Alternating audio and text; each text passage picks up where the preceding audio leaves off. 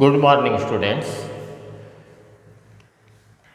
Welcome to the Aryabhatta PU Science College, Venabhanagara, Shivamoga. In the previous class, that in the second period, we have studied about the Coulomb's law of force of attraction or repulsion between the two charges. This period, we are going to study the what happens when the charges are applied, the multiple charge force of attraction or repulsion between the multiple charges, etc. we have to study. ಹೋದ ಕ್ಲಾಸ್ನಲ್ಲಿ ನಾವು Coulomb's law of force of attraction F equal to Q1 Q2 by R square ಅದ್ರ ಬಗ್ಗೆ ಕಂಡಿಡಿದ್ವಿ. Vector form vectorial form of the Coulomb's law ಬಗ್ಗೆ ಎಲ್ಲ study ಮಾಡಿದ್ವಿ. ಈಗ ನಾವು ಅದ್ರ ಮುಂದಿನ ಇನ್ನೊಂದೆರಡು ಮೂರು ಕ್ವಶನ್ಸ್ ಇದೆ, ಅದ್ರ ಬಗ್ಗೆ ನಾವೀಗ ಸ್ಟಡಿ ಮಾಡೋದು. ಗೊತ್ತಾಯ್ತಾ? So according to the Coulomb's law, the force of attraction or repulsion between the 2 point charges is directly proportional to the square of the distance between them and inversely proportional to the force of attraction or repulsion between the 2 point charges is directly proportional to the strength of the electric charges and inversely proportional to the square of the distance between them. ಹೌದಾಯ್ತಾ? ಇದ್ರ ಬಗ್ಗೆ ನಾವು study ಮಾಡಿದ್ವಿ. ಈಗ ಅದಕ್ಕೆ ಏನಾಗತ್ತೆ ಅಂದರೆ, ಈಗ ನೋಡ್ರಿ, ಇವ್ರದ್ದೊಂದು Q1 ಇದು ಒಂದು Q1 ಅನ್ನೋ ಚಾರ್ಜಸ್ ಇದೆ, ಇಲ್ಲಿ Q2 ಅನ್ನೋ ಚಾರ್ಜಸ್ ಇದೆ. ಹೀಗೆ ಫೋರ್ಸ್ ಆಫ್ ಅಟ್ರಾಕ್ಷನ್ ಆ ರಿಪಲ್ಷನ್ ಯಾವ ರೀತಿ ಇರುತ್ತಂದರೆ 1/Q1 Q2 by D square, ಇದೊಂದು ಇದ್ರ strength divided by distance between them R square. That is ಅದೇನಾಗತ್ತೆ ಅಂದರೆ ನಮಗೆ ಅದು ಅದ್ರ ಬಗ್ಗೆ ಸ್ಟಡಿ ಮಾಡಿದ್ವಿ. ಸೊ ಈಗ ಅದರದ್ದೇ ಮುಂದಿದ್ದು ಇನ್ನೊಂದು 3 ಕ್ವಶನ್ಸ್ ಇದೆ, ಅದು ಯಾವ ರೀತಿ ಕೇಳ್ತಾರೆ ಅಂತ ನೋಡ್ರಿ. So U C R Q1 Q2 ಮಧ್ಯದಲ್ಲಿ ಏನಿದೆ, ಏರ್ ಇತ್ತು, ಇಲ್ಲಿ ಏರ್ ಮೀಡಿಯಮ್. ಅದೇ ಅಕಸ್ಮಾತ್ ಇಲ್ಲಿ ಏನಾದ್ರು ವುಡ್ ಇತ್ತು ಅಂದರೆ ಏನಾಗುತ್ತೆ, ಅಥವಾ ವಾಟರ್ ಇತ್ತು ಅಂದರೆ ಏನಾಗುತ್ತೆ, ಅದ್ರ ಬಗ್ಗೆ ನಾವೀಗ ಸ್ವಲ್ಪ ಸ್ಟಡಿ ಮಾಡೋದು. ನೋಡಿ, F is equal to Q1 Q2 by R square. What happens to the force between the 2 point charges if the distance between them is doubled. ನೋಡಿರಿ, ಇಲ್ಲಿಂದ ಇಲ್ಲಿಗೆ ಆರ್ ಅನ್ನೋ ಡಿಸ್ಟೆನ್ಸ್ ಇದೆ. So r is the distance between these two. Then if r becomes 2R, ನೋಡಿರಿ ಇಲ್ಲೆಲ್ಲ ತುಂಬ ದೂರದಲ್ಲಿದ್ವಿ, ಇದು 2R ಆಯಿತು ಅಂದರೆ, if r become 2R then what is the force ಏನಾಗುತ್ತೆ ಅಂತ ಅರ್ಥ. ಗೊತ್ತಾಯ್ತಾ? ಈ ಡಿಸ್ಟೆನ್ಸ್ ಇದ್ದಿದ್ದು ಆರ್ ಇದ್ದಿದ್ದು 2R ಆಯಿತು ಅಂದರೆ, so if the force between the 2 point charges is 2R, then what happens? What happens to the force? ನೋಡ್ರಿ, ಇಲ್ಲಿಗೆ ಆರ್ ಇದೆ, Q1 Q2 ಆರ್ ಇಲ್ಲಿಗೆ ಡಬಲ್ ಆಗ್ಬಿಡ್ತು. ಇಲ್ಲಿಂದ ಇಲ್ಲಿಗಿರೋ ಡಿಸ್ಟೆನ್ಸು ಇಲ್ಲಿಗೆ ಡಬಲ್ ಆಯಿತು. ಅವಾಗ ಏನಾಯ್ತು ಅಂದರೆ, same Q1 Q2 by R square, r ಇದ್ದಿದ್ದು 2R ಆಯಿತು. ಸೊ 2R ಅಂದರೆ Q1 Q2 by 2R whole square ಅಂದರೆ 4R ಸ್ಕ್ವೇರ್ ಅಂದರೆ 1/4. ಸೊ ಏನಾಗುತ್ತೆ, ಫೋರ್ಸ್ ಆಫ್ ಅಟ್ರಾಕ್ಷನ್ ರಿಪಲ್ಷನ್ ಏನಾಗುತ್ತೆ ಅಂದರೆ ಡಿಕ್ರೀಸಸ್ ಬೈ 4 times. ಗೊತ್ತಾಯ್ತು? ಇದು ಮಾಡಲ್ ಕ್ವಶನ್ ಪೇಪರಲ್ಲಿ ಬಂದಿತ್ತು, ಕ್ರಾಸ್ ಕ್ವಶನ್. ಗೊತ್ತಾಯ್ತಾ? What happens to the force between the 2 point charges if the distance between them is doubled. ಅವಿಗೆ ಡಬಲ್ ಆಗಿದ್ರೆ ಏನಾಗುತ್ತೆ, ಡಿಸ್ಟೆನ್ಸ್ ಬಿಟ್ವೀನ್ ಆರ್ ಇದ್ದಿದ್ದು 2R ಆಯಿತು ಅಂದರೆ ನಮಗೆ ಏನಾಗ್ತದೆ, ಇದಕ್ಕೆ ಸಬ್ಸ್ಟಿಟ್ಯೂಟ್ ಮಾಡಿರ್ತೀವಿ, 4 2R ಹೋಲ್ ಸ್ಕ್ವೇರ್ ಆಗುತ್ತೆ ಅಂದರೆ 1/4 into Q1 Q2 by R square. This is ಇದು ಎಕ್ಸಾಮಿಗೆ ಕೇಳೋಂಥ ಕ್ವಶನ್, ಇದು ಭಾಳ ಇಂಪಾರ್ಟೆಂಟು. ಮಾಡಲ್ ಕ್ವಶನ್ ಪೇಪರಲ್ಲಿ ಕ್ರಾಸ್ ಕ್ವಶನ್ ಕೇಳಿದ್ದಾರೆ. ನೆಕ್ಸ್ಟ್ ಇನ್ನೊಂದು question, if 2 point charges kept in a air at a certain separation and are now kept at the same separation in water of dielectric constant 80, so what happens to the force between them? ನೋಡ್ರಿ, force between them ಏನಾಗತ್ತೆ ಅಂದರೆ, ನೋಡ್ರಿ, ಇಲ್ಲ F is equal to Q1 Q2 by R square. ಎಸ್ ಅಂದರೆ ಏನು, ಇದು 1/4πε0 into Q1 Q2 by R square. ನೋಡ್ರಿ, 1/4πε0 into Q1 Q2 by R square. ಗೊತ್ತಾಯ್ತಾ? ಇದಕ್ಕೆ ಡಿಕ್ರೀಸಸ್ ಬೈ 4 times ಅಂದರೆ ಏನು, ಈಸ್ ಈಕ್ವಲ್ ಟು ಕೆ ಅಂತ ಇರುತ್ತೆ. ಇಲ್ಲಿ k into Q1 Q2 by R square ಇರುತ್ತೆ. ಕೆ ಏನಾಗುತ್ತೆ ಅಂದರೆ 1/4π ಅಂದರೆ ಏನು, ಇಲ್ಲಿ ಕೆ ಸೇರ್ಕೊಳ್ಳುತ್ತೆ ಇಲ್ಲಿ. ಅವಾಗ ಏನಾಗುತ್ತೆ ಅಂದರೆ K into Q1 Q2 by 4π² ಇಲ್ಲಿ ಆಗಿರುತ್ತೆ. ಈಗ ಡೈಎಲೆಕ್ಟ್ರಿಕ್ ಕಾನ್ಸ್ಟೆಂಟ್ ಕೆ ಇರುತ್ತೆ. ಸೊ ಕೆ ಏನಾಗುತ್ತೆ ಅಂದರೆ 80 ಆಗ್ಬಿಡ್ತು. ಸೇಮ್ ಅದು ಹಾಗೆ 80 times ಆಗುತ್ತೆ. ಅವಾಗ ಏನಾಗುತ್ತೆ ಅಂದರೆ ಕೆ 80 times. ಇದರಲ್ಲಿ ಏರ್ನಲ್ಲಿದ್ದಾಗ ಇಷ್ಟಿರುತ್ತೆ, ಇದರಲ್ಲಿದ್ದಾಗ ಇದರಲ್ಲಿ ಈ ಏರ್ನಲ್ಲಿ ಇದ್ದಾಗ 1/k into Q1 Q2 by R square ಆಗುತ್ತೆ. ಕೆ ಅಂದರೆ ಏನು, ಆ್ಯಕ್ಚುಲಾಗಿ 1/4πε0. So K is equal to 1/4 epsilon naught. Epsilon naught ಇದು 80 ಟೈಮ್ಸ್ ಆಯಿತು ಅಂದರೆ ಅವಾಗ ಏನಾಗುತ್ತೆ ಅಂದರೆ ಅವಾಗ 1/80 ಟೈಮ್ಸ್ 1/4 ಎಪ್ಸಿಲಾನ್ ನಾಟ್ ಇರುತ್ತಲ್ಲ, ಎಪ್ಸಿಲಾನ್ ನಾಟ್ ಇದು 80 ಆಗ್ಬಿಡುತ್ತೆ. ಅವಾಗ ಏನಾಗುತ್ತೆ ಅಂದರೆ ಇದ್ರದ್ದು ಇದು 80 ಟೈಮ್ಸ್ ಡಿಕ್ರೀಸಸ್ ಆಗುತ್ತೆ. ಗೊತ್ತಾಯ್ತಾ? If two charges kept in air at a certain separation are now kept at the same separation in water of dielectric constant 80, so what happens to the force between them? ಅವಾಗ ಏನಾಗುತ್ತೆ ಅಂದರೆ ನೋಡಿ ಇಲ್ಲೊಂದು force ಇರುತ್ತೆ. ಫೋರ್ಸಿಗೆ ಇದಕ್ಕೆ water ಮೀಡಿಯಮ್ನಲ್ಲಿ ಇಡ್ತೀವಿ. ಅವಾಗ 1/4 epsilon not ಇದ್ದಿದ್ದು 1/4 ಎಪ್ಸಿಲಾನ್ ನಾಟ್ ಇದ್ದಿದ್ದು 80 ಎಪ್ಸಿಲಾನ್ ನಾಟ್ ಬರುತ್ತೆ. 1/4 ಇಂಟು 80 ಎಪ್ಸಿಲಾನ್ ಬರುತ್ತೆ. ಅವಾಗ 80 ಟೈಮ್ಸ್ ಡಿಕ್ರೀಸ್ ಆಗುತ್ತೆ. ಅದು next, how does the electrostatic force between the 2 point charges change when a dielectric medium is introduced between them? ಯಾವುದಾದ್ರು ಒಂದು ಇದ್ರ ಮಧ್ಯದಲ್ಲಿ ಡೈಎಲೆಕ್ಟ್ರಿಕ್ ಮೀಡಿಯಮ್ ವಾಟರು, ಏರು, ವುಡ್ ಏನಾರು ಆಗ್ಬೋದು. ಅದು ಏನಾಗುತ್ತೆ ಅಂದರೆ ಇನ್ವರ್ಸ್ಲಿ ಪ್ರಪೋರ್ಷನ್ 1/4 ಎಪ್ಸಿಲಾನ್ ನಾಟ್ ಇರುತ್ತಲ್ಲ, ಅದು ಇನ್ವರ್ಸ್ಲಿ ಪ್ರಪೋರ್ಷನಲ್ ಆಗಿರುತ್ತೆ. ಅವಾಗ ಏನಾಗುತ್ತೆ ಅಂದರೆ electrostatic force between the 2 point charges varies inversely with the dielectric constant. ಈ electric ಕಾನ್ಸ್ಟೆಂಟಲ್ಲಿ variation dielectric ಕಾನ್ಸ್ಟೆಂಟಲ್ಲಿ inversely proportional ಆಗಿರುತ್ತೆ. ಮತ್ತು ಅದು ಜಾಸ್ತಿ ಅಂದರೆ ಇದು ಕಡಿಮೆ ಆಗುತ್ತೆ. ಏರ್ ಇತ್ತು ಅಂದರೆ ಒಂದಿರುತ್ತೆ, ವಾಟರ್ ಇತ್ತು ಅಂದರೆ ಅದು ಡೈಎಲೆಕ್ಟ್ರಿಕ್ ಕಾನ್ಸ್ಟೆಂಟು ಜಾಸ್ತಿ ಇರುತ್ತೆ. ಅವಾಗ ಏನಾಗುತ್ತೆ, ಇದು ಇನ್ವರ್ಸ್ಲಿ ಪ್ರಪೋರ್ಷನಲ್ ಆಗುತ್ತೆ. ಗೊತ್ತಾಯ್ತಾ? So these we have to remember this. ಗೊತ್ತಾಯ್ತಾ? ಅದಕ್ಕೆ ಈ 3 ಕ್ವಶನ್ಸ್ ಭಾಳ ಇಂಪಾರ್ಟೆಂಟ್. ಇದು ಕ್ರಾಸ್ ಕ್ವಶನ್.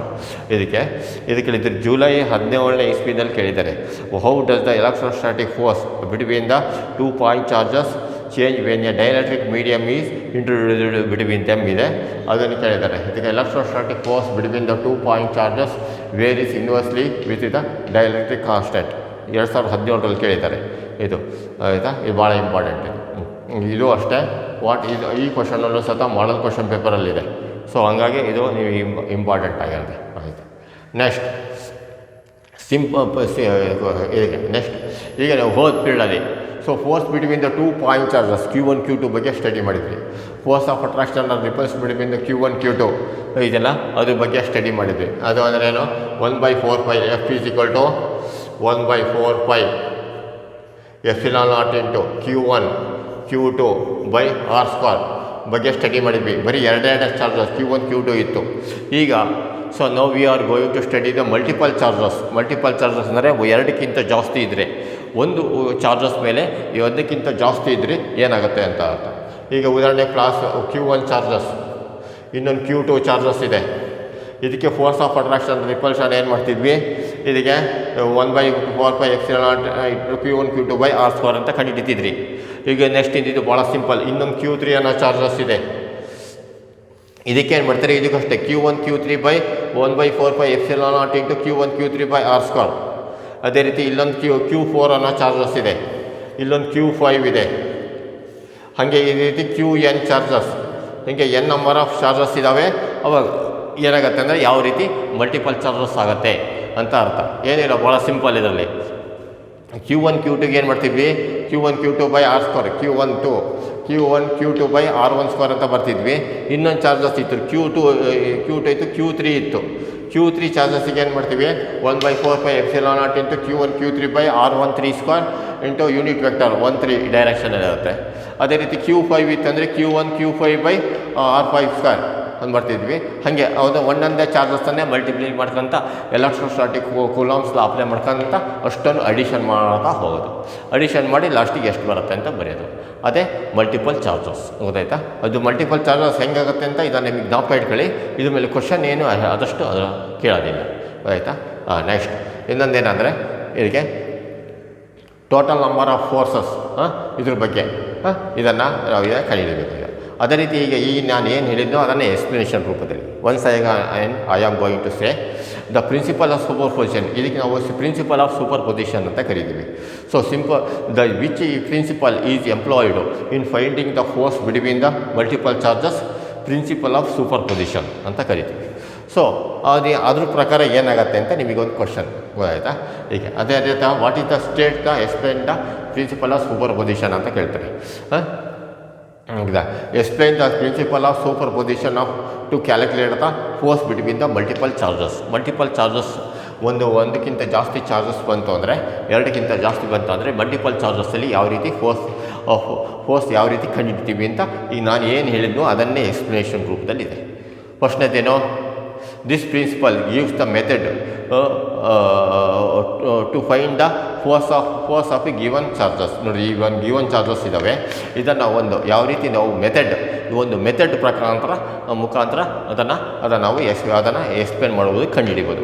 ಮೆಥಡ್ ಅಂದರೆ ಏನೋ, ಫಸ್ಟಿಗೆ Q2 ಕಂಡುಹಿಡಿಬೇಕು, ಆಮೇಲೆ Q3, ಆಮೇಲೆ Q4, ಹಾಗೆ ಇಂಡಿವಿಜುವಲಾಗಿ ಒಂದೊಂದೇ ಚಾರ್ಜಸನ್ನು ಅಡಿಷನ್ ಮಾಡ್ತಾ ಹೋಗಬೇಕು. Q1 Q2 ಮಾಡಬೇಕಾದ್ರೆ Q3 Q4 Q5 ಇವೆಲ್ಲ ಇದ್ರ ಮೇಲೆ ಏನು ಎಫೆಕ್ಟ್ ಮಾಡಲ್ಲ. It is unaffected by the other charges. ಗೊತ್ತಾಯ್ತಾ? ಫಸ್ಟಿಗೆ ಏನು ಮಾಡ್ತೀವಿ, this principle gives a method to find the force on a given charges. ಈ ಗಿವನ್ ಚಾರ್ಜಸ್ ಮೇಲೆ ಫೋರ್ಸ್ ಯಾವ ರೀತಿ ಇರುತ್ತೆ ಅದ್ರ ಬಗ್ಗೆ ನಾವು ಹೇಳ್ತೀವಿ. It is also due to the group of charges intersecting with it. ಈ ಗ್ರೂಪ್ ಆಫ್ ಚಾರ್ಜಸ್ಸಲ್ಲೂ ಸಹ ಇಂಟರ್ಸೆಕ್ಟಿಂಗ್ ಇಟ್ ಒಂದ್ರ ಮೇಲೆ ಇಂಟರ್ಸೆಕ್ಟ್ ಆಗ್ತಿರುತ್ತಲ್ಲ, ಅದರದ್ದನ್ನು ಸಹ ಕಂಡುಹಿಡಿ ಅಂತ ಹೇಳುತ್ತೆ. ಅಕಾರ್ಡಿಂಗ್ ಟು ದಿಸ್ ಪ್ರಿನ್ಸಿಪಲ್, ಈ ಪ್ರಿನ್ಸಿಪಲ್ ಪ್ರಕಾರ ಏನಂದರೆ, force on any charge due to a number of other charges is the vector sum of all the forces. ನೋಡ್ರಿ, ಇದ್ರ ಸಮ್ ಇದು force on any charge due to the other charges. ನೋಡಿ, ಈ Q1 ಮೇಲೆ ಯಾವುದೋ charges ಇದೆ, due to the other charges Q2 charges ಇದ್ದರೆ ಅಥವಾ Q3 ಇದ್ದರೆ Q5 ಇದ್ದರೆ ಎಷ್ಟರ ಇದ್ರೂ it is vector some. ಇದ್ರದ್ದೆಲ್ಲ some ಮಾಡಿ ಈ ಚಾರ್ಜಸ್ ಇದಕ್ಕೆ ಎಷ್ಟು ಅಂತ ಕಂಡುಹಿಡಿತೀವಿ. ಇದಕ್ಕೆ 2 ಕೂಲಂಬ್ ಇತ್ತು, 2 ನ್ಯೂಟನ್ ಇತ್ತು, ಇಲ್ಲಿಂದ ಇಲ್ಲಿಗೆ 4 ನ್ಯೂಟನ್, ಇಲ್ಲಿಂದ ಈಗ 5 ನ್ಯೂಟನ್, ಹಾಗೆ ಎಲ್ಲ ನ್ಯೂಟನ್ನು ಸೇರಿಸ್ಕೊಂತ ಹೋಗ್ತೀವಿ ಹಾಗೆ. So force on any charge due to a number of other charges is the vector sum of all the forces on it. ಆಯಿತು, ಒಂದೇ ಪಾಯಿಂಟ್. ಎರಡನೇ ಪಾಯಿಂಟ್ ಏನಂದರೆ, it is due to the other charges also. ಇದು not only the Q2 charge, it is due to the other charges. Third point, it is also taken at a time. ಎಲ್ಲವೂ ಸಹ ಒಂದೇ ಟೈಮ್ನಲ್ಲಿ ಎಲ್ಲ ಸೇರಿಸಿ vector addition ಮಾಡಿಡ್ತೀವಿ.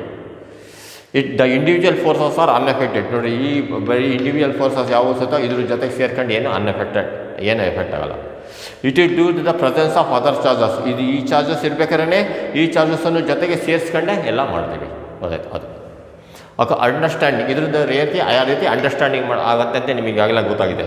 ಈ ಒಂದು charges ಇರುತ್ತೆ, Q1 ಚಾರ್ಜಸ್, Q2 ಚಾರ್ಜಸ್ ಇದ್ರ ಮೇಲೆ ಅಪ್ಲೈ ಆಗಿರುತ್ತೆ.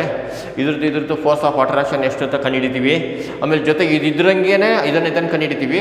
ಇದು ಎರಡನ್ನು ಕ್ಯಾಲ್ಕುಲೇಟ್ ಮಾಡಬೇಕಾದ್ರೆ ಇದ್ರ ಜೊತೆಗೇನು ಎಫೆಕ್ಟ್ ಆಗಲ್ಲ, ಯಾಕಂದರೆ ಇದ್ರದ್ದೇ ಸಪ್ರೇಟಾಗಿ ಇದ್ರದ್ದೇ ಸಪ್ರೇಟ್ ಹಾಗಾಗಿ. ಗೊತ್ತಾಯ್ತಾ? ಹಾಗೆ.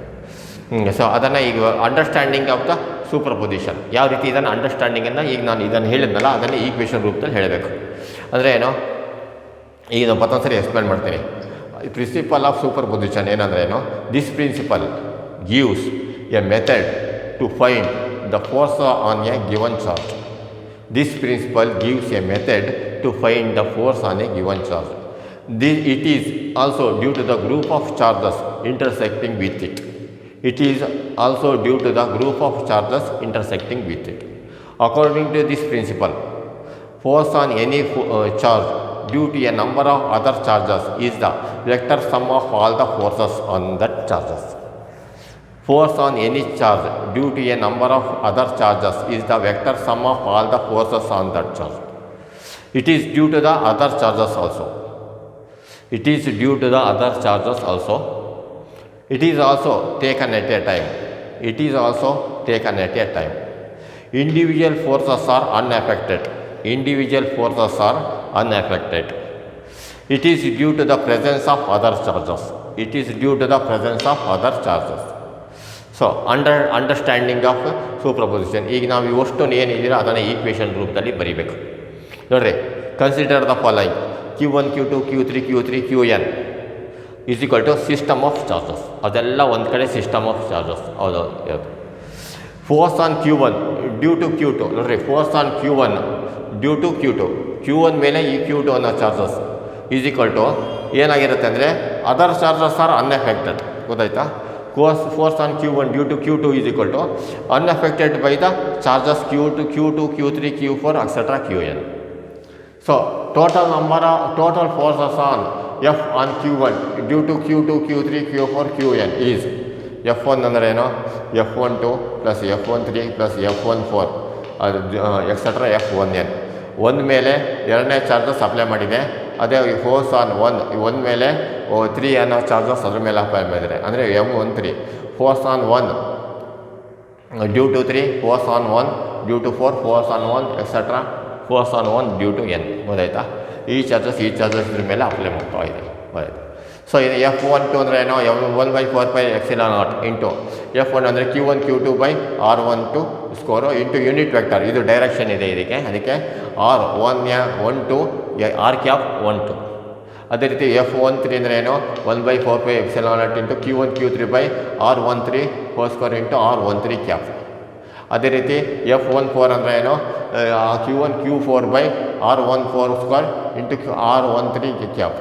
ಅದೇ ರೀತಿ F1n ಅಂದರೆ ಏನೋ Q1 Qn by R1n square into R1 cap. ಅದಕ್ಕೆ ಈಗ ನೋಡಿ ಇವೆಲ್ಲವುದು ಕಾಮನ್ ಫ್ಯಾಕ್ಟರ್ ಯಾವುದಿದೆ, 1/4πε0 ಇಂಟು Q1 ಇದೆ, ಕಾಮನ್ ಇದೆ, ಅದನ್ನು ತೆಗೆದಿದ್ದೀನಿ. ಇಲ್ಲಿ ಏನು ಉಳಿತು, Q2 ಉಳಿತು, R12 whole square into R cap 12 ಉಳಿತು. ಅದೇ ರೀತಿ Q1 Q3 ಬೈ ಇದರಲ್ಲಿ Q3 by R13 whole square into R13 cap etcetera ಬೆಳೀತು. ಅದೇ ರೀತಿ ಪ್ಲಸ್ ಇಲ್ಲಿ ಲಾಸ್ಟ್ ಟರ್ಮ್ ಎಷ್ಟು ಉಳಿತು, Qn by R1n square into R cap by 1 R1n. ಇವಾಗೇನಾಗುತ್ತೆ ಅಂದರೆ ಆ Q1 Q2 Q3 ಇದೆಯಲ್ಲ, ಇವೆಲ್ಲ ಸಿಗ್ಮಾ ರೂಪದಲ್ಲಿ ಬರೆಯೋಣ. ಸಿಗ್ಮಾ ಅಂದರೆ ಇವಷ್ಟನ್ನು ಅಡಿಷನ್ ಮಾಡ್ತಿದ್ದೀವಿ.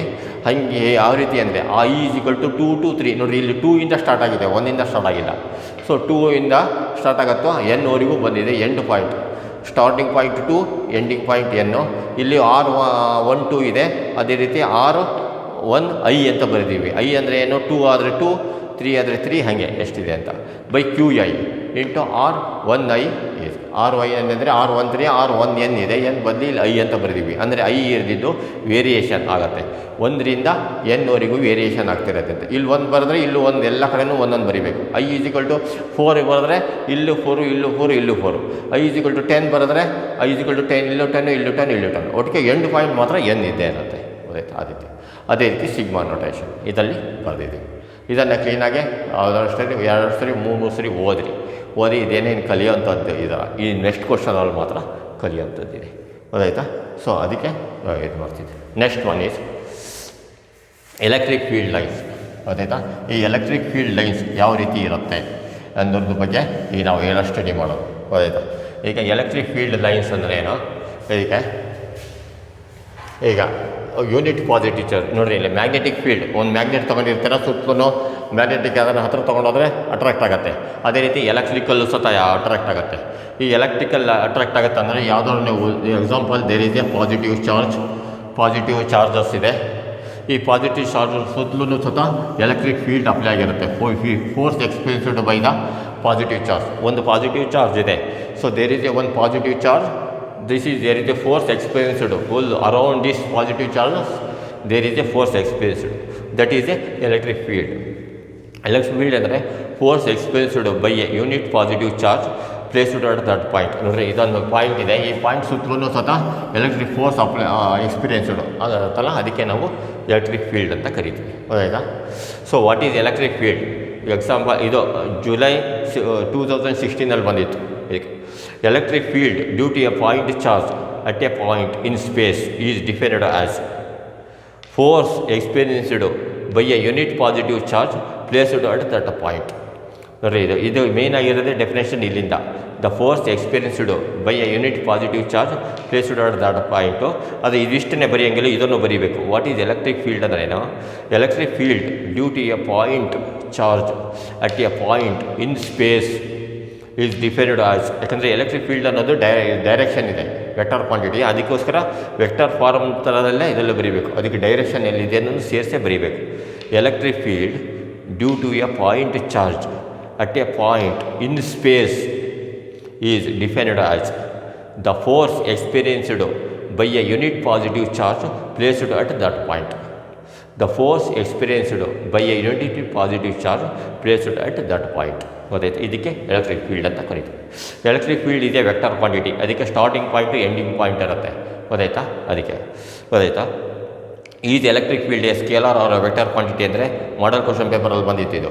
ಅದಕ್ಕೆ ಇದು ಕೇಳ್ತಾರೆ ನೋಡ್ರಿ, vector quantity. Mention the S I unit of electric field. S I unit of electric field ಯಾವುದಾದ್ರೆ ಇದು ಇದಕ್ಕೆ ನ್ಯೂಟನ್ಸ್ ಪರ್ ಕೂಲಾಮ್. ಅದಕ್ಕೆ ಒಂದು ಕೂಲಾಮ್ ಚಾರ್ಜಸ್ಸು ಎಷ್ಟು ನ್ಯೂಟನ್ ಆಫ್ ಫೋರ್ಸ್ ಅಪ್ಲೈ ಮಾಡುತ್ತೆ ಅದ್ರ ಬಗ್ಗೆ ನಾವು ಹೇಳೋದು. ಅದಕ್ಕೆ ನಾವು ನ್ಯೂಟನ್ಸ್ ಪರ್ ಕೂಲಾಮ್ ಇದಕ್ಕೆ ಗೊತ್ತಾಯ್ತಾ. ನೆಕ್ಸ್ಟ್ ನೋಡಿರಿ, ಆ್ಯಕ್ಚುಲಿ ಇನ್ನೊಂದು what is A test charge and what is a source charge ಅಂತ ಕರೀತಾರೆ ಗೊತ್ತಾಯ್ತಾ. ಇದರಲ್ಲಿ ಇದೊಂದು ಪಾಸಿಟಿವ್ ಚಾರ್ಜಸ್ ಇದೆ, ಇದು ಫುಲ್ಲು ಎಲೆಕ್ಟ್ರಿಕ್ ಫೀಲ್ಡ್ ಇದೆ. ಈ ಎಲೆಕ್ಟ್ರಿಕ್ ಫೀಲ್ಡ್ ಇದೆಯೋ ಇಲ್ಲ ಅಂತ ನಮಗೆ ಹೆಂಗೆ ಗೊತ್ತಾಗುತ್ತೆ ಅಂದರೆ how we are going to detect ಅಂದರೆ we have to take another positive charges. ಇದು ಟೆಸ್ಟ್ ಚಾರ್ಜ್, ಟೆಸ್ಟ್ ಮಾಡೋಕ್ಕೆ ತೊಗೊತೀವಿ ಇದು ಟೆಸ್ಟ್ ಚಾರ್ಜ್. ಇದು ಸೋರ್ಸ್ ಚಾರ್ಜ್, ಸೋರ್ಸ್ ಚಾರ್ಜ್. ಈ ಸೋರ್ಸ್ ಚಾರ್ಜ್ ಅಂದರೆ ಏನು? ಈ ಸೋರ್ಸ್ ಚಾರ್ಜ್ ಇದಕ್ಕೆ ಈ ಸೋರ್ಸ್ ಚಾರ್ಜ್ ಅಂದರೆ ನಾವು ಏನು ಕಂಡುಹಿಡಿಬೇಕು? Detect the charges which detects the effect of source. ಇದು ಅಂದರೆ charges which produces the electric field. ನೋಡಿ, ಇದ್ರ ಸುತ್ತಲೂ ಎಲೆಕ್ಟ್ರಿಕ್ ಫೀಲ್ಡ್ ಅಪ್ಲೈ ಆಗಿದೆ. ಇದ್ರ ಫೀಲ್ಡ್ ಇದೆಯೋ ಇಲ್ಲ ಅಂತ ಕಂಡುಹಿಡಿಬೇಕಾದ್ರೆ ಏನು ಮಾಡ್ತೀವಿ? ಇನ್ನೊಂದು ಪಾಸಿಟಿವ್ ಚಾರ್ಜ್ ತೊಗೊಂಡು ಇದ್ರ ಹತ್ರ ತೊಗೊಂಡು ಹೋಗ್ತೀವಿ, ಆವಾಗ ರಿಪಲ್ಷನ್ ಆಗುತ್ತೆ. So that is test charge. So source charge ಅಂದರೆ ಏನು? Charge which produces the electric field is source charge. Test charge charges which detects the electric charges is called test charge. Test ಅಂದರೆ ಏನೋ test ಮಾಡೋದಕ್ಕೆ ಉಪಯೋಗಿಸೋದು. Source ಅಂದರೆ ಏನೋ? So ಎಲ್ಲಿಂದ ಅದು electric field produce ಆಗ್ತಿದೆ. ಈ ಎಲೆಕ್ಟ್ರಿಕ್ ಫೀಲ್ಡ್ ಪ್ರೊಡ್ಯೂಸ್ ಆಗ್ತಿದೆಯೋ ಇಲ್ಲ ಅಂತ ಕಂಡುಹಿಡಿಯೋಕ್ಕೆ ಏನು ಮಾಡ್ತೀವಿ? ಇನ್ನೊಂದು ಟೆಸ್ಟ್ ಚಾರ್ಜ್ ತೊಗೊತೀವಿ, that is test charge. What is a source charge? The charger which produces the electric field source is source charge. What is test charge? Charge which produces the electric field is source charge. What is test charge? Charge which detects the effect of source charge is test charge. Whether a charge which detects the effect of the source charge is test charge. ಈ source ಚಾರ್ಜಿನ ಎಷ್ಟು ಕಂಡುಹಿಡಿಯೋಕ್ಕೆ ನಾವು test ಚಾರ್ಜನ್ನು ಉಪಯೋಗಿಸ್ತೀವಿ ಗೊತ್ತಾಯ್ತು. Next electric field lines. Electric fields ಅಂದರೆ ಈ charge ಅಂದರೆ ಸುಮ್ಮನೆ ಇರೋಲ್ಲ. ಸೊ ಇದ್ರ ಸುತ್ತಲೂ ಸದಾ ಎಲೆಕ್ಟ್ರಿಕ್ ಫೀಲ್ಡ್ ಒಂದು ಪರ್ಟಿಕ್ಯುಲರ್ ಲೈನ್ಸ್ ಆಫ್ ಫೋರ್ಸ್ ಇರುತ್ತೆ, ಒಂದು ಪರ್ಟಿಕ್ಯುಲರ್ ಪಾತ್ ಇರುತ್ತೆ. ಇದಕ್ಕೆ ಸುಮ್ಮನೆ ಹೆಂಗೆ ಬೇಕಾದ್ರೆ ಹಂಗಿರಲ್ಲ. ಅದಕ್ಕೆ ನಾವು ಈ ಎಲೆಕ್ಟ್ರಿಕ್ ಫೀಲ್ಡ್ ಲೈನ್ಸ್ ಅಂತ ಕರಿತೀವಿ. ಎಲೆಕ್ಟ್ರಿಕ್ ಫೀಲ್ಡ್ ಲೈನ್ಸ್ ನೋಡ್ರಿ, ಇದು ಯಾವಾಗಲೂ ಸಹ ಇಲ್ಲಿಂದ ಇಲ್ಲಿಗೆ ಒಂದು ಪಾತ್ ಇರುತ್ತೆ. ಆ ಪಾತ್ ಮುಖಾಂತರನೇ ಆ ಎಲೆಕ್ಟ್ರಿಕ್ ಫೀಲ್ಡ್ಗಳು ಅಪ್ಲೈ ಆಗ್ತಿರುತ್ತೆ. ಈ ಟೆಸ್ಟ್ ಚಾರ್ಜ್ ತಂದು ಇಲ್ಲಿಟ್ರೆ ಹೋಗಲ್ಲ, ಇದಿಲ್ಲಿದ್ರೆ ಸೀದಾ ಈ ಲೈನ್ ಮುಖಾಂತರನೇ ರಿಪಲ್ಷನ್ ಆಗ್ತಾವೆ. ಇದನ್ನೇ ಒಂದೇ ಲೈನಲ್ಲಿ ಹಿಂಗೆ ಹೋಗುತ್ತೆ ಗೊತ್ತಾಯ್ತಾ. ಈ ಚಾರ್ಜಸ್ ಇಲ್ಲಿಟ್ಟರೆ ಇಲ್ಲೊಂದು ಟೆಸ್ಟ್ ಚಾರ್ಜ್ ಇಟ್ಟರೆ ಸೀದಾ ಇಲ್ಲಿಗೆ ಹೋಗಲ್ಲ, ಸೀದಾ ಲೈಟ್ ರೇಡಿಯಲ್ಲಿ ಔಟ್ ವರ್ಡ್ಸೇ ಹೋಗುತ್ತೆ. ಒಂದು imaginary path, it is an imaginary path.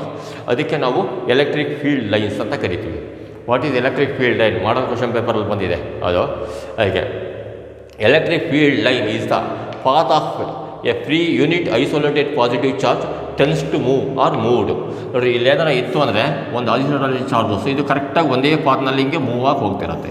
So ಅದೇ ಇದೆ, ಇಲ್ಲಿಟ್ಟರೆ ಇದೇ ಪಾತ್ರಲ್ಲಿ ಮೂವ್ ಆಗುತ್ತೆ, ಇಲ್ಲಿಟ್ಟರೆ ಇದೇ ಆಗುತ್ತೆ. ಇಲ್ಲಿಟ್ಟರೆ ಸೀದಾ ಇಲ್ಲಿ ಬರೋಲ್ಲ, ಇದಿಸಿದ್ರೆ ಹೊರಗಡೆ ಔಟ್ ವರ್ಡ್ಸ್ ಹೋಗ್ತಾ ಇರುತ್ತೆ ಗೊತ್ತಾಯ್ತಾ. ಅದು ಅದಕ್ಕೆ ನಾವು ಎಲೆಕ್ಟ್ರಿಕ್ ಫೀಲ್ಡ್ ಲೈನ್ಸ್ ಅಂತ ಕರಿತೀವಿ ಗೊತ್ತಾಯ್ತಾ. ಎಲೆಕ್ಟ್ರಿಕ್ ಫೀಲ್ಡ್ಸ್ ಈ ಲೈನ್ಸ್ ಇದೆಯಲ್ಲ, ಇದು ಈ ಕರೆಕ್ಟಾಗಿ ಪಾತ್ ಇದೆಯಲ್ಲ, ಎಲೆಕ್ಟ್ರಿಕಲ್ ಲೈನ್ಸ್ ಇದೆಯಲ್ಲ, ಇದಕ್ಕೆ ನಾವು ಫ್ಲಕ್ಸ್ ಅಂತ ಕರಿತೀವಿ ಗೊತ್ತಾಯ್ತಾ. ಹೀಗೆ ಇದು what is electric field lines? Electric field line is the path of a free unit isolated positive charge tends to move or moved ಗೊತ್ತಾಯ್ತಾ. Electric field line is the path of a free unit isolated positive charge tends to move or moved. Not is electric flux. Electric flux ಅಂದರೆ electric flux over a given surface is the total number of electric field lines passing through that surface. Electric field lines ಅಂದರೆ ಏನಂದರೆ ಇದು ಯಾವುದೋ ಒಂದು ಏರಿಯಾದಿರುತ್ತೆ, ಈ ಏರಿಯಾದಲ್ಲಿ ಎಷ್ಟು ಲೈನ್ಸ್ಗಳು ಹೀಗೆ ಹೋಗಿದ್ದಾವೆ ಅದನ್ನು ನಾವು ಕಂಡುಹಿಡಿಯೋದೆ ಅದು ಎಲೆಕ್ಟ್ರಿಕ್ ಫೀಲ್ಡ್ ಲೈನ್ಸ್. ಫ್ಲಕ್ಸ್ ಅಂದರೆ ಏನು? ಲೈನ್ಸ್ಗಳು ಗೊತ್ತಾಯ್ತಾ. ಅದಕ್ಕೆ ಲೈನ್ಸ್ ಅಂದರೆ ಏನು? ಅದಕ್ಕೆ ಉದಾಹರಣೆಗೆ ಹೇರ್ ಬ್ಯಾಂಡ್, ಹೇರ್ ಹಾಕಿರ್ತೀವಿ, ಹೇರ್ ಸುತ್ತಲೂ ಹೀಗೆ ರಬ್ಬರ್ ಬ್ಯಾಂಡ್ ಹಾಕಿರ್ತೀವಿ. ಹೇರ್ ಬ್ಯಾಂಡ್ ಹಾಕ್ತಾರೆ ಏನಾಗುತ್ತೆ ಅಂದರೆ ಹೇರ್ ಬ್ಯಾಂಡ್ಸ್ ಇದಕ್ಕೆ ಸುತ್ತಲೂ ಹೀಗೆ ಎಲೆಕ್ಟ್ರಿಕ್ ಲೈನ್ಸ್ ಆಫ್ ಫೋರ್ಸಸ್ ಹೋಗ್ತಿರುತ್ತೆ ಗೊತ್ತಾಯ್ತಾ. ಎಲೆಕ್ಟ್ರಿಕ್ ಲೈನ್ಸ್ ಆಫ್ ಫೋರ್ಸಸ್ಗೆ ನಾವು ಇನ್ನೊಂದು ಎಕ್ಸಾಂಪಲ್ ಈ ವೈರಿಂದ ಕೊಡ್ಬೋದು.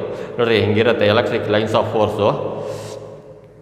ಇದಕ್ಕೆ ನೋಡಿ, ಇಲ್ಲಿ ಇದೀಗ ಕರೆಕ್ಟಾಗಿ ಹಿಂಗೆ ಸುತ್ತ ಇರುತ್ತೆ, ಕಟ್ಟಿರ್ತೀವಿ. ಇಲ್ಲಿಂದ ಲೈನ್ಸ್ಗಳು ಒಂದೇ ಲೈನ್ಸ್ಗಳು ಹಿಂಗೆ ಹೋಗ್ತಾ ಇರುತ್ತೆ ಗೊತ್ತಾಯ್ತಾ. ನೋಡಿ, ಇಲ್ಲಿಂದ ಇಲ್ಲಿವರೆಗೆ ಎಲೆಕ್ಟ್ರಿಕ್ ಲೈನ್ಸ್ ಆಫ್ ಫೋರ್ಸ್. ಅದಕ್ಕೆ ನಾವು ಎಲೆಕ್ಟ್ರಿಕ್ ಲೈನ್ಸ್ ಆಫ್ ಫೋರ್ಸ್ ಅಂತ ಕರಿತೀವಿ ಗೊತ್ತಾಯ್ತಾ. Hair in a rubber band, just we are fixing the hair, rubber band fixed to a hair. ನೋಡಿ, ಇಲ್ಲಿ ಫೀಲ್ಡ್ ಎಂದಿರುತ್ತೆ ಹಿಂಗೆ ಹಿಂಗೆ ಇಲ್ಲಿ ಹೇರ್ ಬ್ಯಾಂಡ್ ಹಾಕಿರ್ತೀವಿ ಹಿಂಗೆ ಇದ್ರ ಸುತ್ತಲೂ ಒಂದು ಪರ್ಟಿಕ್ಯುಲರ್ ಈ ಹೇರ್ ಬ್ಯಾಂಡ್ ಒಳಗಡೆ ಎಷ್ಟು ಲೈನ್ಸ್ಗಳು ಹೋಗಿರ್ತವೆ, ಅದಕ್ಕೆ ನಾವು ಎಲೆಕ್ಟ್ರಿಕ್ ಫ್ಲಕ್ಸ್ ಅಂತ ಕರಿತೀವಿ. ಗೊತ್ತಾಯ್ತಾ? ಫ್ಲಕ್ಸ್ ಇದೆ ಪರ್ಟಿಕ್ಯುಲರ್ ಪಾತ್, ಆ ಪಾತ್ ಮುಖಾಂತರ ಹೋಗ್ತಾ ಇರೋದು. ಅದಕ್ಕೆ ಎಲೆಕ್ಟ್ರಿಕ್ ಫ್ಲಕ್ಸ್, ಮ್ಯಾಗ್ನೆಟಿಕ್ ಫ್ಲಕ್ಸ್ ಎಲ್ಲ ಬರುತ್ತೆ ಮುಂದೆ, ಅದೇ ರೀತಿ ಎಲೆಕ್ಟ್ರಿಕ್ ಫ್ಲಕ್ಸ್ ಇದೆ. ಗೊತ್ತಾಯ್ತಾ? ಒಂದು ಪರ್ಟಿಕ್ಯುಲರ್ ಏರಿಯಾದಲ್ಲಿ ಹೋಗೋದು. Electric flux over A surface, over a given surface is the total number of electric field lines passing through that surface. ಈ ಎಲೆಕ್ಟ್ರಿಕ್ ಫೀಲ್ಡ್ ಆಫ್ ಲೈನ್ಸ್ಗಳು ಒಂದೇ ಮುಖಾಂತರ ಹೋಗ್ತಾ ಇರುತ್ತಲ್ಲ, ಅದಕ್ಕೆ ಎಲೆಕ್ಟ್ರಿಕ್ ಫ್ಲಕ್ಸ್ ಅಂತ ಕರೀತೀವಿ. ಗೊತ್ತಾಯ್ತು? ಇದು ಇಂಪಾರ್ಟೆಂಟ್ ಕ್ವಶನ್. ಇದು ಹೋದ ವರ್ಷ ಬಂದಿತ್ತು, ಇದು ಮಾರ್ಚಲ್ಲಿ 25 ಇಸ್ವಿಯಲ್ಲಿ ಬಂದಿತ್ತು. ಈ ಸರಿ 25ನೇ ವಯಸ್ಸಲ್ಲಿ ಇದನ್ನು ಬರ್ಬೋದು ನೋಡಿರಿ, ಎಲೆಕ್ಟ್ರಿಕ್ ಫೀಲ್ಡ್ ಲೈನ್ಸ್. ಹೋದ ಸರಿ ಎಲೆಕ್ಟ್ರಿಕ್ ಫ್ಲಕ್ಸ್ ಅಂತ ಪಡೆದಿದ್ರು, ಈ ಸರಿ ಇದನ್ನು ಬರ್ಬೋದು. ಹೇಗುತ್ತೆ ಎಲೆಕ್ಟ್ರಿಕ್ ಫೀಲ್ಡ್ ಲೈನ್ಸ್ ಅಂದರೆ ಏನಂತ ಕೇಳ್ತಾರೆ. ಗೊತ್ತಾಯ್ತಾ? Electric flux over a given surface is the total number of electric field lines passing through that surface. Yes. What is the direction of electric field lines due to a point positive charge, negative charge? ನೋಡಿರಿ, positive ಚಾರ್ಜಲ್ಲಿ ಏನಿರುತ್ತೆ, negative charge ಇರುತ್ತೆ. Positive charge is radially outwards. Radial ಅಂದರೆ positive ಚಾರ್ಜಿಂದ starting point ಇದು ಹೊರಡುತ್ತೆ, negative charge ಅಂದರೆ ending point, ಅದಕ್ಕೆ ಬಂದು ಸೇರುತ್ತೆ. ಇಲ್ಲಿಂದ ಎಲೆಕ್ಟ್ರಿಕ್ ಫ್ಲಕ್ಸ್ ಇರುತ್ತೆ, ಪಾಸಿಟಿವ್ ಚಾರ್ಜ್ ಇದ್ದರೆ ಇಲ್ಲಿಂದ ಹೊರಗಡೆ ದಬ್ತಾ ಇರುತ್ತೆ. ಅದಕ್ಕೆ ಇದು ಒಳಗಡೆ ನೆಗೆಟಿವ್ ಚಾರ್ಜಸ್, ಇದು ಒಳಗಡೆ ಅವು ಇನ್ವರ್ಡ್ಸ್ ಇರುತ್ತೆ. ಗೊತ್ತಾಯ್ತಾ? ಯಾವಾಗಲೂ ಅಷ್ಟೇ ಮುಂದೆ ಕರೆಂಟ್ ಎಲೆಕ್ಟ್ರಿಸಿಟಿ ಬರುತ್ತೆ. ಕರೆಂಟ್ ಯಾವಾಗಲೂ ಸಹ ಪಾಸಿಟಿವ್ ಚಾರ್ಜಿಂದ ನೆಗೆಟಿವ್ ಚಾರ್ಜಿಂಗ್ ಬರುತ್ತೆ. ಕರೆಂಟ್ ಬ್ಯಾಟ್ರೀಸಲ್ಲೆಲ್ಲ ನೋಡಿದಿಲ್ಲ, ಒಂದು ಕಡೆ ಪಾಸಿಟಿವ್ ಒಂದು ಕಡೆ ನೆಗೆಟಿವ್ ಇರುತ್ತೆ. ಕರೆಂಟು ಪಾಸಿಟಿವಿಂದ ನೆಗೆಟಿವ್ ಹೋಗುತ್ತೆ. ಗೊತ್ತಾಯ್ತು? ಅದೇ ರೀತಿ ಪಾಸಿಟಿವ್ ಚಾರ್ಜಸ್ ಇಲ್ಲಿ ಎಲ್ಲ ನೆಗೆಟಿವ್ ಚಾರ್ಜಸ್ ಸ್ಟೋರ್ ಆಗುತ್ತೆ, ಇಲ್ಲಿ ಪಾಸಿಟಿವ್ ಚಾರ್ಜಸ್ ಇರುತ್ತೆ. ಎಲೆಕ್ಟ್ರಿಕ್ ಫೀಲ್ಡ್ ಲೈನ್ಸ್ ಇಲ್ಲಿಂದ ಈ ಕಡೆ ಹಿಂಗೆ ಬರ್ತಾ ಇರೋದು ಪಾಸಿಟಿವ್ ಕರೆಂಟ್ ಫೋರ್. ಅದೆಲ್ಲ ಮುಂದೆ ಇನ್ನು ಹೈಯರ್ ಸ್ಟಡಿ, ಇನ್ನು ಮುಂದಿನ ಕ್ಲಾಸ್ ಕರೆಂಟ್ ಎಲೆಕ್ಟ್ರಿಸಿಟಿಯಿಂದ ಬರುತ್ತೆ, ಅದೆಲ್ಲ ಇನ್ನೂ ಡೀಟೇಲ್ ಹೇಳ್ತೀವಿ. ಗೊತ್ತಾಯ್ತಾ? What is the direction of electric field due to a point charge? Electric charge ಅಂದರೆ ಇದು ಪಾಸಿಟಿವ್ ಚಾರ್ಜಲ್ಲಿ ಹೆಂಗಿರುತ್ತೆ, ನೆಗೆಟಿವ್ ಚಾರ್ಜಲ್ಲಿ ಹೆಂಗಿರುತ್ತೆ. ಜುಲೈ 16 ಕೇಳಿದ್ದಾರೆ, ಇದು ಭಾಳ ಇಂಪಾರ್ಟೆಂಟ್. ಇದು ಜುಲೈ 16 ಪಾಸಿಟಿವ್ ಚಾರ್ಜ್ ಏನಂತ ಕೇಳಿದ್ದಾರೆ. ಈ ಜುಲೈ ಇದರಲ್ಲಿ ನಿಮಗೆ ಸಪ್ಲಿಮೆಂಟ್ರಿನಲ್ಲಿ ಇದನ್ನು ನೆಗೆಟಿವ್ ಚಾರ್ಜ್ ಏನಂತ ಕೇಳ್ತಾರೆ. ಇಲ್ಲಿ ಈಗಲೂ ಕೇಳಿದ್ರು ಕೇಳ್ಬೋದು, ಯಾಕಂದರೆ ಇದು ಭಾಳ ಇಂಪಾರ್ಟೆಂಟ್. ಇದು ರಿಲೇಟೆಡ್ ಆಗಿರೋದು. ಈ ಕ್ವಶನ್ ಕೇಳಿದ್ರೆ ಅದು ನೆಕ್ಸ್ಟ್ ಅದಕ್ಕೆ ರಿಲೇಟೆಡ್ ಆಗಿರೋ ಇನ್ನೊಂದು ಕ್ವಶನ್ ಕೇಳ್ತಾರೆ, ಅದಕ್ಕೆ ಸ್ವಲ್ಪ ಇದನ್ನು ಹತ್ತತ್ರನೇ ಬರ್ಸ್ತಿದ್ದೀನಿ. ಗೊತ್ತಾಯ್ತಾ? ಸೊ ನೆಗೆಟಿವ್ ಚಾರ್ಜ್ ಅಂದರೆ ಏನು, ರೇಡಿಯಲಿ ಇನ್ವರ್ಡ್ಸ್, ಇದು ಇನ್ವರ್ಡ್ಸ್ ಆಗಿರುತ್ತೆ, ಇದು ಔಟ್ವರ್ಡ್ಸ್ ಆಗಿರುತ್ತೆ. ಸೊ ಇದನ್ನು ನೀವು ಅಷ್ಟನ್ನು ಒಂದ್ಸರಿ ನೋಟ್ಸ್ ಬರ್ಕೊಳ್ರಿ. ಏನೇನು ಅಂಡರ್ಲೈನ್ ಮಾಡಿ ನೀವು ಅದನ್ನೆಲ್ಲ ರೆಡ್ಡಿಂಗಲ್ಲೇ ಬರ್ಕೊಳ್ರಿ. ಕ್ವಶನ್ ಯಾವಾಗಲೂ ರೆಡ್ಡಿಂಗಲ್ಲಿರಲಿ. ಏನೇನು ನಾನು ಅಂಡರ್ಲೈನ್ ಮಾಡಿದ್ದೀನೋ ಅದನ್ನು ನೀವು ಸಹ ಅಂಡರ್ಲೈನ್ ಮಾಡಿಬಿಡ್ರಿ. ಎಕ್ಸಾಮ್ನಲ್ಲಿ ಒಂದು ಹೇಳಿದಲ್ಲ, ಒಂದು 50 ಮಾರ್ಕ್ಸ್ ಮೇಲೆ ತೆಗಿಬೇಕು, 50 ಮಾರ್ಕ್ಸ್ ಅಷ್ಟು ತೆಗಿಬೇಕು ಅಂದರೆ ಅಂಡರ್ಲೈನ್ ಮಾಡಿರೋ ಕ್ವಶನ್ ಇಂಪಾರ್ಟೆಂಟಾಗಿ ಅದನ್ನು ಓದ್ಕೊಳ್ರಿ. ಅದು ಚೆನ್ನಾಗಿ ಬರುತ್ತೆ ನಿಮಗೆ. ಔಟ್ ಆಫ್ ತೆಗಿಬೇಕು ಅನ್ನೋದ್ರಲ್ಲಿ ಅಷ್ಟೊಂದು ಓದ್ರಿ, ಆದರೆ ಇದೇನು ಇಂಪಾರ್ಟೆಂಟ್ ಇಲ್ಲ. Explain the principle of superposition ಇದೆಯಲ್ಲ, ಇದು ತಿಳ್ಕೊಳಕ್ಕಷ್ಟೇ, ಇದು ಲೆಕ್ಕದಲ್ಲಿ ಬರುತ್ತೆ ಇದು. ಹಾಗಾಗಿ ಈ ಎಕ್ಸ್ಪ್ಲೇಷನ್ ಯಾರೇನು ಕೇಳೋಲ್ಲ. ಎಕ್ಸ್ಪ್ಲೇಷನ್ ಕೇಳೋವಂಥದ್ದು ತುಂಬ ಇದೆ ಕ್ವಶನ್ಗಳು, ಹಾಗಾಗಿ ಇದನ್ನು ಕೇಳೋಲ್ಲ. ಹಾಗೆ ಸರ್. ಸೊ ಓಕೆ, ಚೆನ್ನಾಗಿ ನೀವು ಇದನ್ನು ಓದ್ಕೊಂಡ್ರೆ. Next one is memorising part. ನಾನು ಒಂದೊಂದನ್ನು ಕ್ವಶನ್ಸನ್ನು ಮೂರು ಸರಿ ಹೇಳ್ತೇನೆ, ಯಾವುದೊಂದು ಇಂಪಾರ್ಟೆಂಟ್ ಈ ಕ್ವಶನ್ನು ಅದನ್ನು ಕ್ಲೀನಾಗಿ ಕೇಳಿರಿ. ರಫಲ್ಲಿ ಒಂದ್ಸರಿ ನೋಡ್ಕೊಂಡು ಒಂದ್ಸರಿ ನೋಡ್ಕೊಳ್ಳೋದಿದ್ದಾಗ ಒಂದ್ಸರಿ ಬರೀ. By seeing one time and without seeing another time you have to write it in a rough. Okay, ಈಗ ನೆಕ್ಸ್ಟ್ ಒನ್ ಈ memorising part.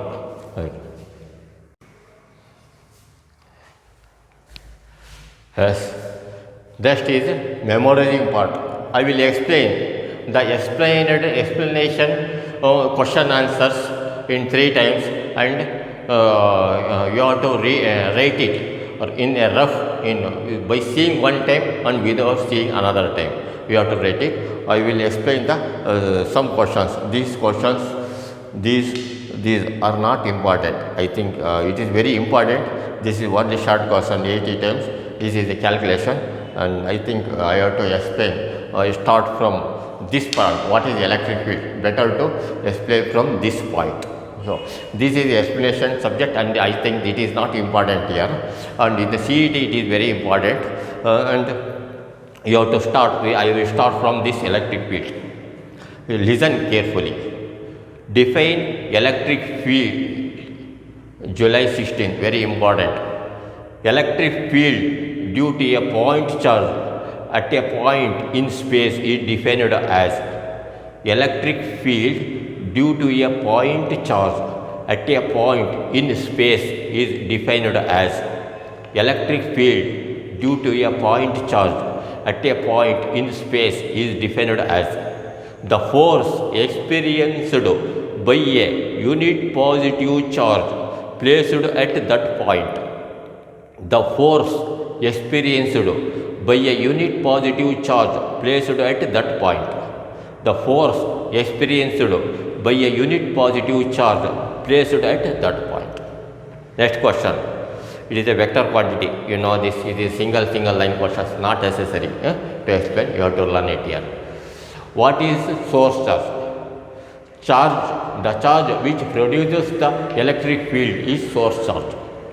The charge which produces the electric field is source charge. The charge which produces the electric field is source charge. What is test charge? The charge which detects the effect of the source charge is test charge. The charge which detects the effect of the source charge is test charge. The charge which detects the effect of the source charge is test charge. Next, what is an electric field line? Very important question. Electric field line is the path of a free unit isolated positive charge tends to move or moved. Electric field is the path of a free unit isolated positive charge tends to move or moved. Electric field line is the path of a free unit isolated positive charge tends to move or moved. What is electric flux? Very important question. Electric flux over a given surface is the total number of electric field lines passing through that surface. Electric flux over a given surface is the total number of electric field lines passing through that surface. Electric flux over a given surface is the total number of electric field lines passing through that surface. Next, what is the direction of electric field due to a point charge? Positive, negative charge. Positive charge radially outwards. Positive charge radially outwards. Positive charge radially outwards. Write this diagram. Negative charge radially inwards. Negative charge radially inwards. Negative charge radially inwards. Take down this diagram. So very important. Next, so this also vector quantity. This unit of electric field, Newton per coulomb. You have to take the write 3 times. And vector or scalar quantity. This is vector quantity. This is also you have to take in 3 times in a rough. By seeing one time and without seeing another time, you have to write down here. So very clearly. Best of luck and take it. And the next in the 4th period we will see. Goodbye.